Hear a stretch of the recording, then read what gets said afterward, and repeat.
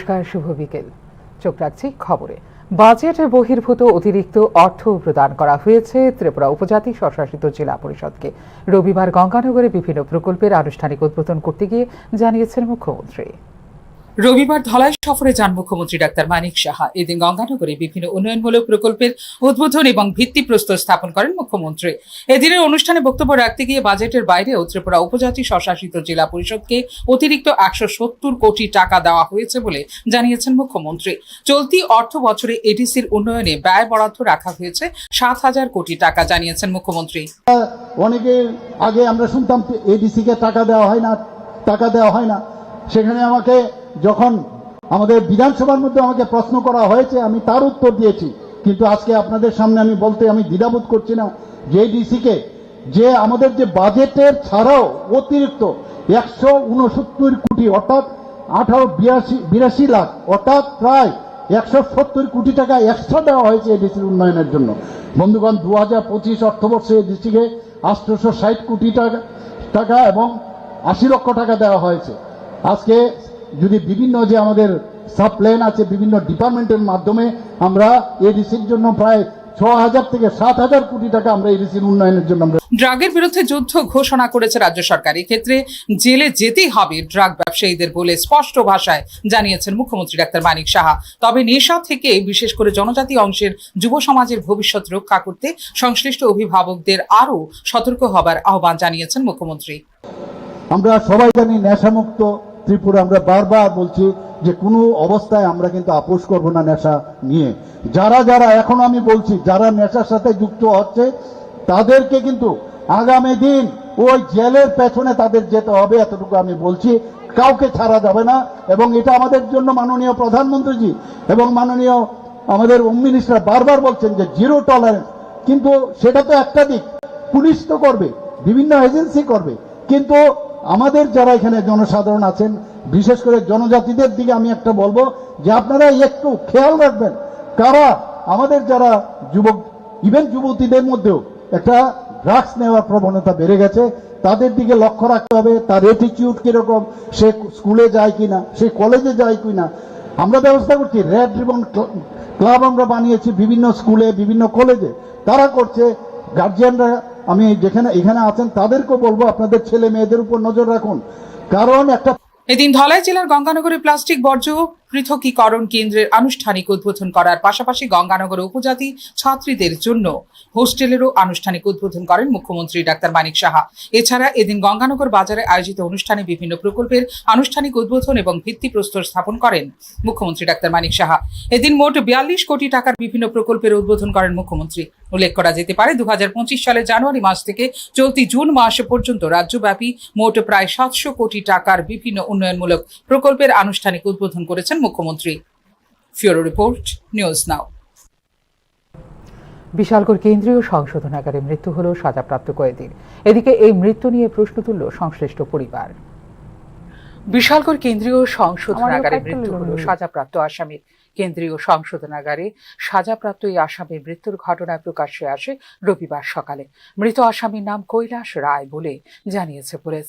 60 বছর বয়সী সাজাপ্রাপ্ত কয়েদির বাড়ি রাজধানীর এনসিসি থানাধীন খেজুরবাগান এলাকায়। কেন্দ্রীয় সংশোধনাগার থেকে বিশালগড় মহকুমা হাসপাতালে পৌঁছানোর পথে মৃত্যু হয় তাঁর বলে জানিয়েছে পুলিশ। নাম কি ওনার? কৈলাস রায়, বয়স 60 বছর অনুমানিক। আর এই বাবার নাম হয়েছে বাবুলাল রায়, খেজুরবাগান বাড়ি, এনসি নগর, এনসিপিএস না? আচ্ছা, তো মানে এটা কি আর কিসের আসামি জানা গেছে না? এমন কোনো আসামি আসলো না। তো এখন আপনার বিশালগড় পেয়েছে মানে এটা বিশালগড় হসপিটাল থেকে আমরা দিয়েবেন না, মর্গে দিয়ে পড়বেন। এদিকে কৈলাস রায়কে কেন্দ্রীয় সংশোধনাগারে যেমন অবস্থায় নেওয়া হয়েছে তেমন অবস্থায় তাদের হাতে তুলে দিতে হবে, অন্যথায় তারা মৃতদেহ গ্রহণ করবেন না বলে জানিয়ে দেয় মৃতের পরিবার। পরিবারের অভিযোগ কেন্দ্রীয় সংশোধনাগারে অত্যাচার করা হয়েছে বলেই মৃত্যু হয় তাঁর।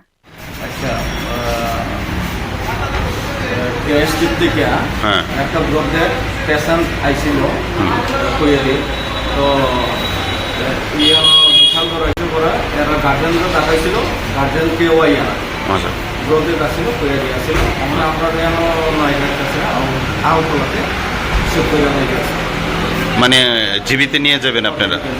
তো গার্জেন কেন আইতেছে না, তাদের অভিযোগটা কি তা? তো আমরা তো ফোন করে জানি সে কোনো গার্জেনেরা আইতে আসে না। মানে গার্জেন একটা অভিযোগ যে একটা অভিযোগ এরা এমন অভিযোগ দিছে যে ইয়া করেছে মানে জীবিত নিচে জীবিত দিতে হইব। দীর্ঘক্ষণ বিশালগড় মহকুমা হাসপাতালে পরিবারের অপেক্ষায় থেকে অবশেষে আগরতলা জিবি হাসপাতালের মর্গে নিয়ে যাওয়া হয় কৈলাস রায় মৃতদেহটি। কিছুদিন পূর্বে মারামারি সংক্রান্ত একটি ঘটনায় কৈলাস রায়কে কেন্দ্রীয় সংশোধনাগারে পাঠিয়েছিল আদালত। ফিউরো রিপোর্ট, নিউজ নাও। এদিকে রিমান্ডের কারণে কৈলাস রায়ের মৃত্যু হয় বলে অভিযোগ করে মৃতের পরিবার। বিষয়টি নিয়ে স্থানীয় এনসিসি থানায় বিক্ষোভ প্রদর্শন করে সংশ্লিষ্টরা। বিশালগড়ে কেন্দ্রীয় সংশোধনাগারে কৈলাস রায়ের মৃত্যু হয় রবিবার সকালে। তার বাড়ি রাজধানী আগরতলায় গোয়ালাবস্তি এলাকায়। মৃতের পরিবারের অভিযোগ, কৈলাস রায়ের ছেলে আদালতের সমন ছিঁড়ে ফেলেছিল বলে তার বিরুদ্ধে হয়েছিল মামলা, কিন্তু ছেলে পলাতক থাকায় তার বাবাকে গ্রেপ্তার করে পুলিশ। পরে ছেলে আত্মসমর্পণ করলেও মুক্তি দেওয়া হয়নি বাবা কৈলাস রায়কে। প্রথম পুলিশ রিমান্ডের পরেই জেল হাজতে পাঠিয়ে দেওয়া হয় তাঁকে। সেখানেই তাঁর মৃত্যু হয়েছে রহস্যজনকভাবে। কৈলাস রায়ের পরিবারের অভিযোগ, পুলিশের কারণে মৃত্যু হয়েছে নিরপরাধ ব্যক্তির। দোষী পুলিশের শাস্তির দাবিতে এদিন এনসিসি থানা ঘেরাও করেন মৃতের পরিবার এবং এলাকাবাসী। যেরকম অবস্থায় কৈলাসকে নিয়ে যাওয়া হয়েছিল সেরকম অবস্থায় তাকে ফিরিয়ে দেবার দাবি করে পরিবার। डेट होगा, रिमाइंड लिया होगा, रिमाइंड से यहाँ से रिमाइंड लिया तब ना पिताजी का सेहत खराब हुआ। रिमाइंड नहीं लेता तो पिताजी को सेहत नहीं खराब होता। आप लोग क्या चाहते हैं? मैं पिताजी के बदला पिताजी, मेरा जैसा पिताजी ले गया था यहाँ से वैसा पिताजी इस केस को कौन हैंडल करता है उनको बुलाइए। मेरा पिताजी को तो सही सलामत ले गया, मेरे को पिताजी को सही सलामत देना। ये उसे को हैंड ओवर करना पड़ेगा। आज आप लोगों को क्या खबर मिली? सुबह मेरे को এদিকে কৈলাস রায়কে 3 দিনের রিমান্ডে আনা হয় বলে জানিয়েছে পুলিশ। কৈলাস রায়ের বিরুদ্ধে কোনো অভিযোগ নেই বলে মৃতের পরিবারের দাবি খতিয়ে দেখা হবে বলেও জানিয়েছে পুলিশ। পুলিশ স্টেশনে এসেছিল সবাই মিলে, তো আমি ওদের সাথে পার্সোনালি কথা বলেছি। ওদের এই দাবিটা যে ওনার বাবা কোনো অভিযোগ ছিল না, তো ওনার বাবাকে ইলিগালি অ্যারেস্ট করা হয়েছে। তো সেটা আমি ইনভেস্টিগেশনে ওনার এগেনস্টে কী এসছে, কীভাবে ওকে কোর্টে পাঠিয়েছে, কোর্ট থেকে কীভাবে জেলে পাঠিয়েছে, ওটা আমি কেস ডকেটটা স্টাডি করে দেখব।